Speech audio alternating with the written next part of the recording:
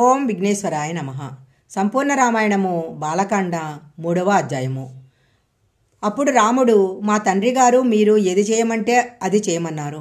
గురువుగారైన మీరు చెప్పారు కాబట్టి లోకాలను రక్షించడం కోసము, బ్రాహ్మణులను గోవులను ఇక్కడ ఉంటున్న అన్ని ప్రాణులను కాపాడడం కోసము సుక్షత్రియుడనైన నేను తాటకిని తప్పక సంహరిస్తాను అని రాముడు తన ధనస్సు తీసుకుని ధనుష్టాంకారం చేశాడు. ఆ ధ్వని విన్న తాటకి అది ఎటువైపు నుంచి వస్తుందో అటువైపు బయలుదేరింది. తాటక రామలక్ష్మణుడున్న ప్రదేశానికి వచ్చింది. తాటకను చూసిన రాముడు లక్ష్మణుడితో, ఈ తాటకనే ఒక మోస్తరు వాళ్ళు చూస్తే గుండాగి చనిపోతారు లక్ష్మణ అన్నాడు.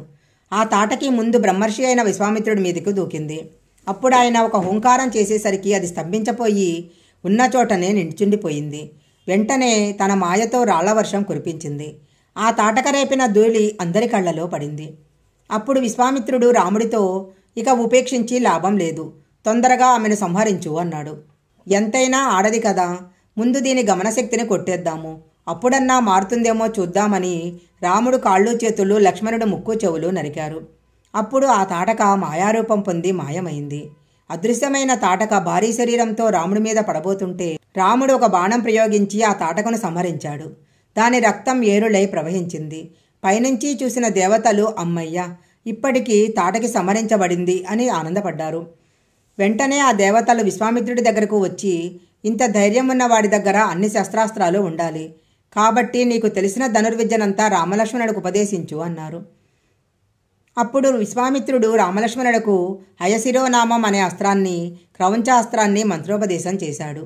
అలాగే కంకాళం, ఘోరం, కాపాళం, కంకణం అనే 4 ముసలాల మంత్రోపదేశం చేశాడు. అలాగే బంద్రాస్త్రము, బ్రహ్మాస్త్రము, బ్రహ్మశిరోనమకాస్త్రము, మానవాస్త్రము, వారుణాస్త్రము మొదలైన అనేక సర్వాస్త్రాలు మంత్రోపదేశం చేసి 2 అద్భుతమైన గదలను, నందనం అనే గొప్ప ఖడ్గాన్ని ఉపదేశించాడు. ఇప్పుడు ఆ శస్త్రాలన్నీ పురుషరూపం దాల్చి రాముడి పక్కన నిలబడి, మేము మీ కింకరులము, మమ్మల్ని ఏం చేయమంటారు అని అడిగాయి. మీరందరూ నా మనసులోకి వెళ్ళి అక్కడే తిరుగాడుతూ ఉండండి, నేను పిలిచినప్పుడు బయటికి రండి అని ఆదేశించాడు. అవి అలాగే రాముడిలోకి ప్రవేశించాయి. మరుసటి రోజు రాముడు విశ్వామిత్రుడితో, మీరు నాకు ఇన్ని అస్త్రాలు ఉపదేశించారు, అలాగే వాటి ఉపసంహారాన్ని కూడా ఉపదేశించమన్నాడు. విశ్వామిత్రుడు రాముడికి ఉపసంహార మంత్రాలను కూడా ఉపదేశించాక ఇంకా కొన్ని అస్త్రాలను కూడా ఉపదేశించాడు. ఇలా అన్ని అస్త్రాల ఉపదేశం అయ్యాక వాళ్ళు తమ ప్రయాణాన్ని కొనసాగించారు. అలా వెళుతుండగా అక్కడ ఒక ఆశ్రమం కనిపించింది.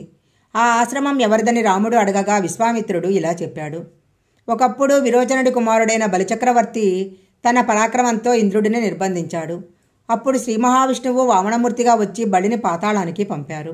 ఆ వామనమూర్తి తపస్సు చేసిన ఆశ్రమమే ఈ ఆశ్రమము. దీనిని సిద్ధాశ్రమం అంటారు. ఇక్కడే కశ్యప ప్రజాపతి తపస్సు చేశాడు. ఇక్కడే విష్ణువు ఇంద్రుడికి తమ్ముడిగా ఉపేంద్రుడిగా పుట్టారు. నేను యాగం చేస్తున్నది కూడా ఈ ఆశ్రమంలోనే అని చెప్పి అందరూ ఆశ్రమంలోకి వెళ్ళారు. ఆ సిద్ధాశ్రమంలో యాగం ప్రారంభించారు. ఈ యాగము 6 రాత్రుళ్ళు 6 పగళ్ళు జరుగుతుంది. కాబట్టి నువ్వన్ని రోజులు జాగ్రత్తగా ఉండాలి అని చెప్పి విశ్వామిత్రుడు మౌనదీక్షలోకి వెళ్ళిపోయాడు. 5 రోజులు యాగం చక్కగా జరిగింది. 6వ రోజున అగ్నిహోత్రం ఒక్కసారిగా బగ్గుమని పైకి లేచింది. వెంటనే రాముడు లక్ష్మణుడిని అప్రమత్తంగా ఉండమన్నారు. అప్పుడే పైనుంచి మారీచ స్వభావులు కొన్ని వేల రాక్షసులతో వచ్చి ఆ అగ్నిహోత్రంలో రక్తం పోశారు. వెంటనే రాముడు మానవాస్త్రంతో మారీచుడిని కొట్టాడు. ఆ దెబ్బకు వాడు 100 యోజనాల దూరం వెళ్ళి పడ్డాడు. సుబాహుని ఆగ్నేయాస్త్రం పెట్టి కొడితే వాడి గుండెలు బద్దలై నెత్తురు కక్కుతూ కిందపడి మరణించాడు. మిగతా రాక్షసులందరినీ వాయువ్యాస్త్రంతో నిర్జించారు. యాగం పూర్తయ్యాక విశ్వామిత్రుడు లేచి రాముడిని ఆలింగనం చేసుకున్నాడు. ఆ రాత్రి అందరూ హాయిగా పడుకున్నారు.